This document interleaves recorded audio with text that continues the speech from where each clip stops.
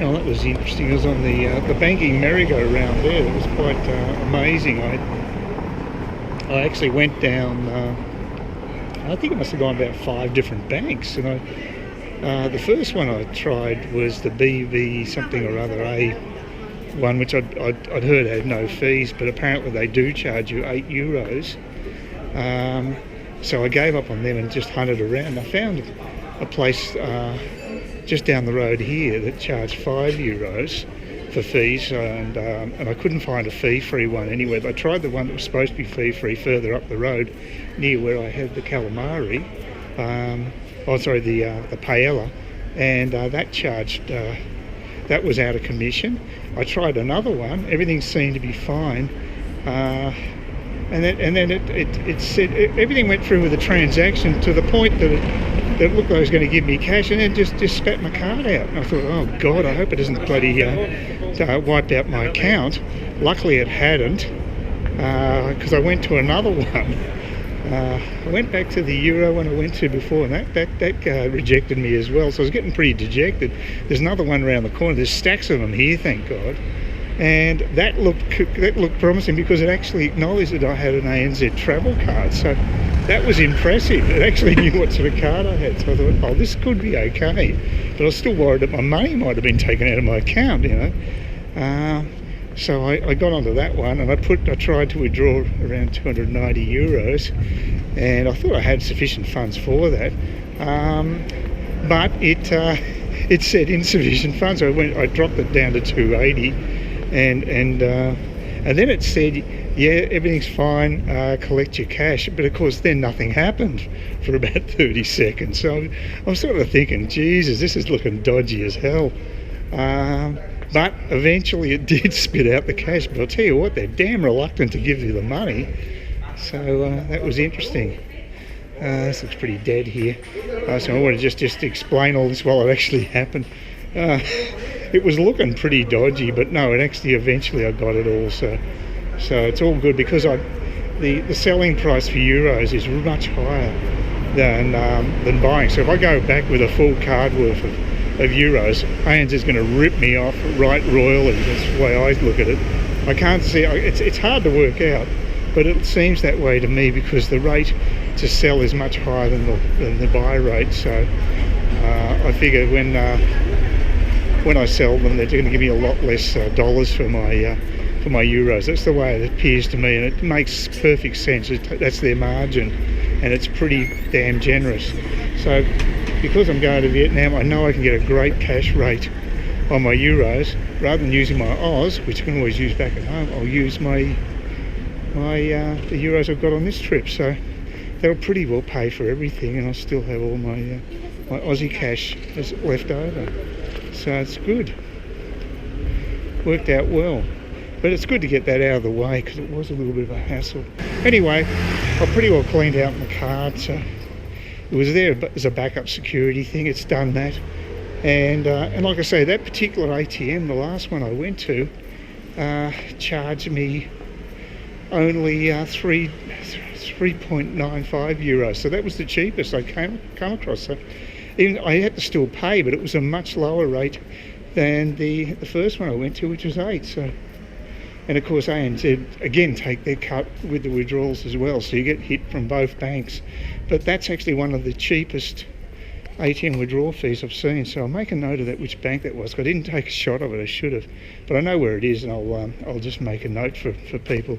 So if you travel here, but it depends on the card you got. It might depend on the bank and the card you got. So just because I get it cheaper there doesn't mean it's always the case. It might be something to do with the ANZ.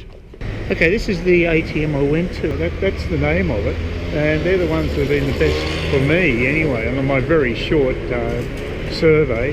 And that's Casa Morales, just diagonally opposite. So it's pretty easy to find. It's right in the middle of Tourist Central.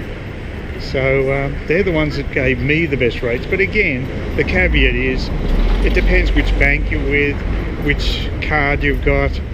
But all I can say is my experience, very limited experience with one withdrawal with the ANZ travel card, is that is the best ATM I've come across. So for what it's worth, and it could change, of course, that's the other caveat. But right now, at this particular time, this particular afternoon, that is the best deal around, in my opinion. Boy, I sound like a lawyer. I'm covering my ass so many times. Yeah, I just went to Casa Morales. I actually wanted to have their stew. They had a slow-cooked meat and ended up having their pringa, which is actually still quite tasty, but not as good as Romaro. That around the corner here, that is definitely the best pringa I've had. So I just wanted to have a bite to eat, and I knew that they were local. And but one thing I will say too is that they get a lot of international tourists because of their notoriety, and I think it's actually probably ruining them to some extent. They're not an authentic tapas bar. They look great. It's a great feel there, but really they get there's a number of people there tipping them, and I'd say over 50% of the client of their customers today was foreigners, easily over 50%. So there are other places to go with more authenticity, but I mean, there's a lot of people doing the tapas trail. It's just the way it is, and it is a great city to do it. But if you get too much tourism, of course, it destroys the whole point of being there. This is definitely non-touristy. It's very suburban, big park. Yeah, I got here a bit early, about quarter of an hour early. It took about half an hour to get across. Well, I didn't have any problems finding it this time. There's a couple of kids playing soccer before. Then I saw this elderly woman pushing a soccer ball around. I didn't expect that. But yeah, it's around 8 o'clock. People sort of love using the daylight. They really get out and about and check it out. I haven't really been out much late. Mind you, I can, it's true, because my sleep patterns have been so ridiculous. Wouldn't worry me to be out late. But I woke up about 3 a.m. yesterday. It was ridiculous. But yeah, these things seem to be pretty standard around Seville. All these sort of cafes and things and parks. It's good. Anyway, that's the place I've got to go to over there. So I might as well go there and get myself a drink. Oh, well, that was a big night. Almost at one stage I felt like leaving because I was having a conversation with this English guy next to me, and he just basically switched the conversation to this Spanish girl and then ignored me for the rest of the night. So that was pretty ordinary. And the same thing happened on the other side of the table. So I was just sitting there like a stunned mullet for some time, and I was almost at the stage thinking, well, I might just leave. But as it turned out, the conversation perked up again, and it's amazing talking to these guys who are very well qualified but are getting paid really lousy money. One guy I was talking to was he'd been doing medical research for years, and he was an assistant professor, but apparently the pecking order is you're just assistant professor, you're basically very low on the totem pole. You get paid bugger all. The professors themselves get well paid, but the assistant professors get lousy money. And yeah, it's fascinating to talk to him about how it all works and the inequalities of it all. And yeah, he actually walked back with me to the centro because he had to get his bus. He lives outside of Seville in a provincial centre. And yeah, just a bit of an insight. So now I've got his email. I'll keep in contact with him. But the thing that really worried me about him is that he has a major medical condition where he's actually not able to sleep. He's suffering from insomnia, chronic insomnia, and he's only able to sleep about 3 hours a night. And he says it's been getting worse, and that his as a consequence, his life expectancy is quite short because of this condition. So it's serious stuff. But he seems pretty motivated guy. He needs to get his English skills up. He was very grateful to have a talk with me because being an Australian, they find the accent really hard to handle. But he said it's good for him because it makes him concentrate harder. So he was very happy to chat with me.